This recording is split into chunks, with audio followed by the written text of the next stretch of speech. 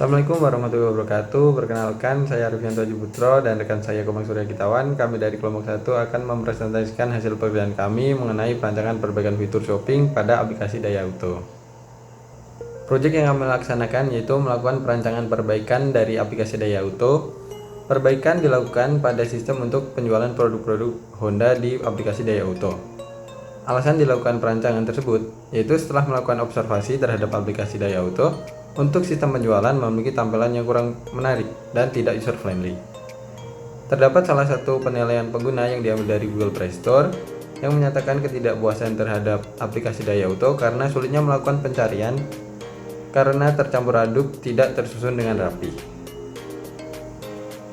Berikut merupakan tampilan existing dari aplikasi Daya Auto. Selanjutnya masuk ke profile objek. Untuk objek sendiri di sini kita menggunakan Daya Auto yang merupakan aplikasi dari Ahas.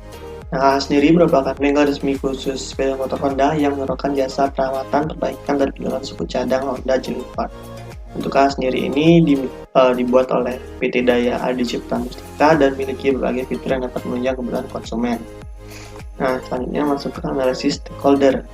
Untuk stakeholder sendiri, di sini kami memiliki 4 stakeholder. Yang pertama itu CEO, manager, staff penjualan, dan customer. Untuk bidang dan tingkat keahlian pemangku kepentingan ini berbeda-beda sesuai dengan role yang mereka pegang. Tujuannya pun berbeda juga. Dapat dilihat pada slide di gambar. Nah, kemudian selanjutnya itu ada sistem konteks. Untuk yang pertama itu ada people, yang kedua ada sistem, yang ketiga ada proses, 4 ada event, dan 5 ada dokumen. Untuk people sendiri ada 4, yaitu CEO, manager, staff penjualan, dan customer. Dan untuk sistemnya, sistem real-time penjualan. Untuk marketplace menggunakan fitur yang dapat mempermudah penjualan mencari produk yang diinginkan. Nah, untuk prosesnya sendiri, customer membuka aplikasi kemudian mencari produk yang diinginkan dibantu oleh fitur-fitur yang tersedia. Dan untuk event sendiri, pengiriman data secara real time dari customer menuju user dan juga dari user staff penerima data yang dikirimkan secara langsung oleh user customer. Dan untuk yang kelima ada dokumennya yaitu data profil perusahaan, data profil SKL produk. Selanjutnya, masuk pada sistem requirement. Dalam proyek ini kami menggunakan 4 persona, antara lain yang pertama terdapat David, berumur 23 tahun, merupakan seorang driver ojek online. Dia menggunakan motor Matic Honda dan dia selalu melakukan penggantian spare part dengan Honda Genuine Part. Yang kedua, Ansel, 20 tahun, seorang mahasiswi yang paham dengan teknologi tapi tidak paham dengan otomotif. Dia sangat sibuk sehingga tidak sempat melakukan perawatan sepeda motornya. Johan, 35 tahun, seorang wirausaha di bidang otomotif. Dia menjual berbagai jenis spare part sepeda motor. Dia memiliki keinginan untuk memasarkan produknya secara online. Dan yang terakhir yaitu Robert, 45 tahun, merupakan seorang CEO suatu perusahaan. Dia sangat tertarik dengan teknologi dan memiliki mimpi untuk mempermudah pekerjaan dengan sebuah teknologi.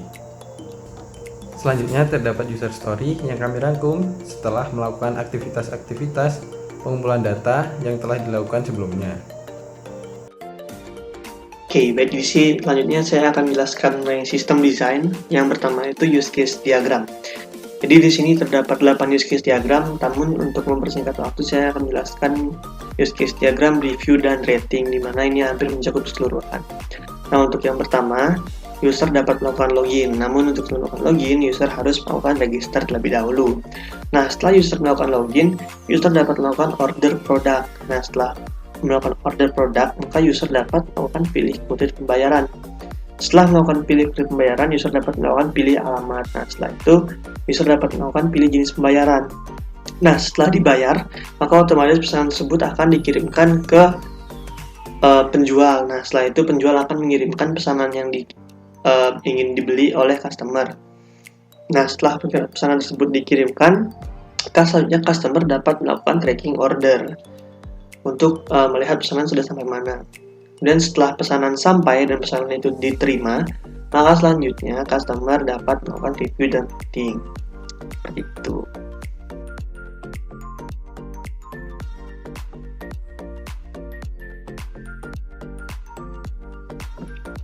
Selanjutnya masuk ke activity diagram. Untuk activity diagram sendiri pada tugas besar kali ini terdapat 8. sama seperti use case. Namun di sini saya akan jelaskan hanya satu untuk mempersingkat waktu. Jadi berikut merupakan activity diagram login pada aplikasi Daya Auto. Yang pertama, user akan membuka aplikasi, dan kemudian sistem akan menampilkan halaman login. Dan selanjutnya, user akan memilih apakah dia sudah mempunyai akun atau belum. Jika belum, user akan memilih menu sign up dan kemudian melakukan sign up hingga pembuatan akun selesai. Kemudian, otomatis setelah user memiliki akun, dia akan masuk ke pilihan yes. Nah, selanjutnya user dapat memilih ingin login menggunakan email atau login menggunakan Facebook ataupun Google yang telah dibuat tadi. Nah, kemudian misal di sini user menggunakan username dan password yang telah dibuat, maka akan turun ke yes. Dan kemudian menekan tombol sign in dan akhirnya menampilkan halaman utama dan selesai.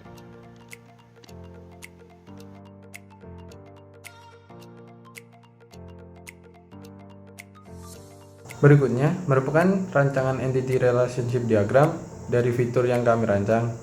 Terdapat beberapa entitas beserta atributnya, antara lain customer, chat, kategori, produk, chart, order, dan payment.